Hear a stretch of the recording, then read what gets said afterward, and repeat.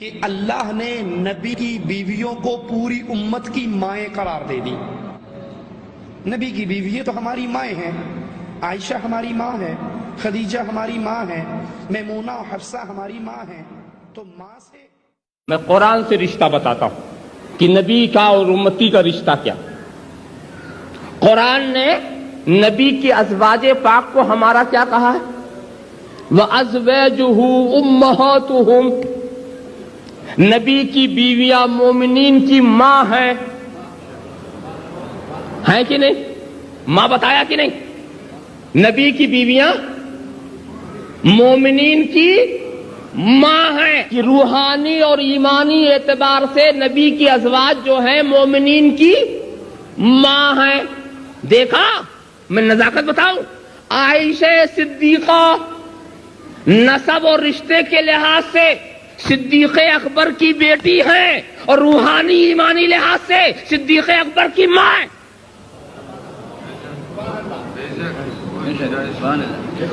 حضرت صفیہ نسب کے لحاظ سے فاروق اعظم کی بیٹی ہے، مگر روحانی اور ایمانی لحاظ سے فاروق اعظم کی ماں ہے، ام المومنین،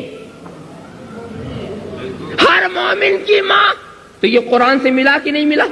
اچھا ایک بات بتاؤ، جو قرآن نبی کی بیوی کو ہماری ماں قرار دیتا ہے، وہ قرآن کیا نبی کو ہمارا بھائی بتائے گا؟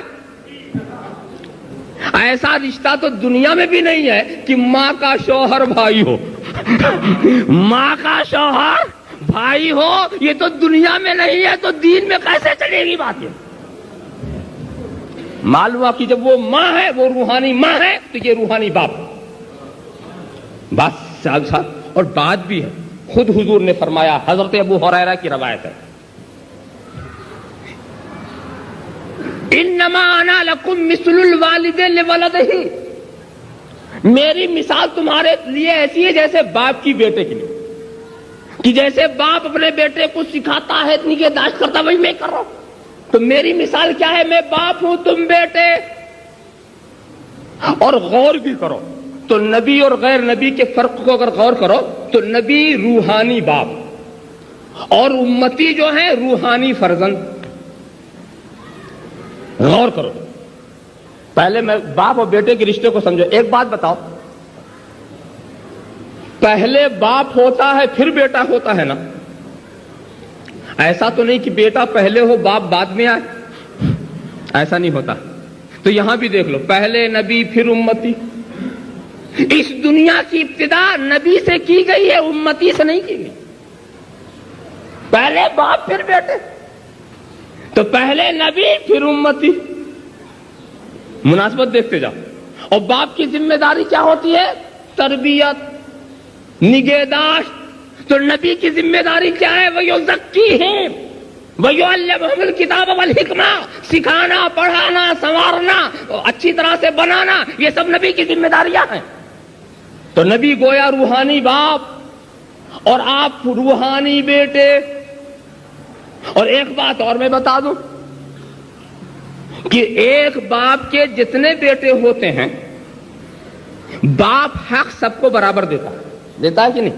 فرض کرو کہ ایک باپ کے 1 درجن بیٹے، تو اس میں کوئی موٹا ہے، کوئی چھوٹا ہے، کوئی لمبا ہے، کوئی دبلا ہے، کوئی کالا ہے، کوئی گورا ہے، کوئی مضبوط ہے، کوئی کمزور ہے، مگر جب حق دینے کی بات آتی ہے تو باپ سب کو حق برابر دیتا ہے، یعنی اپنے بیٹوں کو بھائی بھائی بنا دیتا۔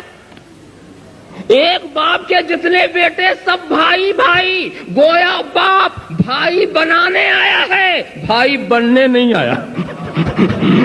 باپ کا کام بھائی بننا تھا، تو نبی بھائی بننے نہیں آتا، بھائی بنانے آتا ہے۔ حبشی کو رومی کا بھائی بنا دے، عربی کو عجمی کا بھائی بنا دے، ہاشمی کو غیر ہاشمی کا بھائی بنا دے، ہندی کو فارسی کا بھائی بنا دے۔ نبی آیا تھا، انما المؤمنون اخوہ، یہ میرے سارے ماننے والے بھائی بھائی ہیں۔ نبی بھائی بنانے آیا تھا، بھائی بننے نہیں آیا تھا۔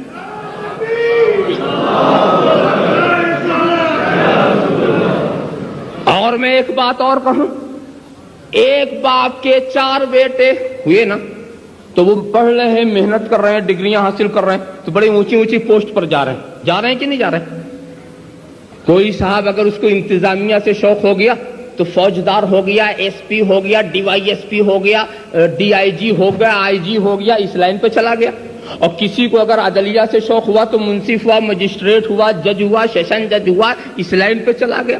اور کسی کو مقننہ میں اگر شوق ہوا تو ایم ایل اے ہوا, ایم پی ہوا, پارلیمنٹ کا ممبر ہوا, وزیر ہوا, منسٹر ہوا, صدر ہوا, اس لائن پہ چلا گیا. اور کسی کو ملٹری کی لائن میں جانا ہے تو کرنل ہوا, جنرل ہوا, لیفٹیننٹ ہوا, یہ ہوا, وہ ہوا, اس لائن پہ چلا گیا. ساری ڈگریاں اس کے پاس ہیں. اور کسی کو مولوی بننا ہوا تو مولوی ہوا, عالم ہوا, فاضل ہوا, علامہ ہوا, مفتی ہوا, مفسر ہوا, محدث ہوا, حافظ ہوا, قاری ہوا, اس لائن پہ چلا گیا. جس کو جو لائن, کوئی سائنسداں ہے, کوئی فلسفی ہے, کوئی ڈاکٹر ہے, کوئی صدر ہے, کوئی منسٹر ہے, سب کچھ. بڑی ڈگریاں لی ہے بیٹے نے, مگر اتنا کچھ کرنے کے بعد بھی اپنے باپ کا بیٹا ہی رہا. اتنی ترقی کرنے کے بعد باپ پہ بڑھ نہیں سکا کہ کہہ دے اے ابا جان ہمارے پاس اب اتنی ڈگری ہو گئی کہ اب میں خود باپ ہو گیا. اللہم صلی علی سیدنا مولانا محمد وعلی سیدنا مولانا محمد کما تحب و ترضى بان تصلی علیہ. تو میاں امتیوں کا بھی یہی حال ہے, کتنی بھی ڈگری حاصل کر لو, مومن ہوئے, ولی ہوئے, قطب ہوئے, اوتاد ہوئے, ابدال ہوئے, نجیب ہوئے, نقیب ہوئے, خواجہ ہوئے, خواجہ خواجگاہ ہوئے, قطب ہوئے, قطب الارشاد ہوئے, محبوب الہی ہوئے, محبوب سبحانی ہوئے, غوث ہوئے, غوث العالم ہوئے, غوث العظم ہوئے, تابعی ہوئے, ابو حنیفہ ہوئے, امام شافعی ہوئے, امام مالک ہوئے, امام احمد ابن حنبل ہوئے, تابعی ہوئے, صحابی ہوئے, صدیق اکبر ہوئے, فاروق اعظم ہوئے, عثمان غنی ہوئے, علی مرتضیٰ ہوئے, سب کچھ ہو گئے مگر رہے امتی کے امتی, نبی نہیں ہو سکے. اتنی محنت کیا کرو, ریاضت کیا کرو, مجاہدہ کیا کرو, کوئی نبی نہ ہو سکا, نبی نہ ہو سکا. کتنی ناک رگڑ کے مر جاؤ, تو جب وہ نہیں ہو سکے تو ہم کیا ہو سکیں گے. اللہم صلی علی سیدنا مولانا محمد وعلی سیدنا مولانا محمد کما تحب و ترضى بان تصلی علیہ. ذرا سا آپ غور کرو. اسی لیے میں کہا کرتا ہوں دوستو کہ نبی اور غیر نبی کے فرق کو سمجھو. نبی اور غیر نبی کا وہ فرق نہیں ہے جو بادشاہ اور رعایا کا ہوتا ہے. نبی اور غیر نبی کا وہ فرق نہیں ہے جو عالم اور جاہل کا ہوا کرتا ہے. نبی اور غیر نبی کا وہ فرق نہیں ہے جو سپہ سالار اور سپاہی میں ہوتا ہے. اس لیے کہ سپاہی ترقی کرے تو سپہ سالار بن سکتا ہے, جاہل محنت کرے تو عالم ہو سکتا ہے, رعایا آگے بڑھے تو رائی بادشاہ ہو سکتی ہے. مگر غیر نبی ناک رگڑ کے مر جائے, نبی نہیں ہو سکتا. غیر نبی, اسی لیے میں کہتا ہوں نبی اور غیر نبی کا فرق وہ ہے جو انسان اور جانور میں ہے. جانور کتنا ہی اچھا کام کرے رہے گا, جانور ہی آدمی نہیں ہوگا, وہ تو وہی رہے گا, اس کی حقیقت نہیں بدلے گی. تو دوستو وہ میرا محبوب تمہیں بھائی بھائی بنانے